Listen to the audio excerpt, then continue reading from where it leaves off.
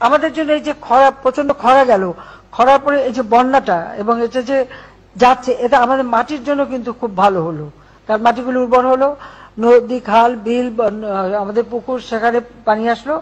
আর যদি বন্যা আসে তখন আমাদের এই যে জলোচ্ছ্বাসের যে লবণাক্ততা, এটাও কিন্তু ধুয়ে যাবে।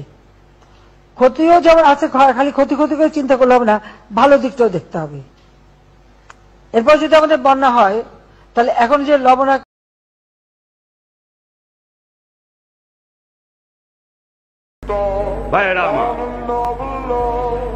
আপনারা যদি মনে করে থাকেন স্বাধীনতা নিয়ে এসেছেন, আপনাদের কাজ খতম হয়ে গেছে, সেটা ভুল করা হবে। স্বাধীনতা পাওয়া যেমন কষ্টকর, স্বাধীনতা রক্ষা করাই তেমন কষ্টকর।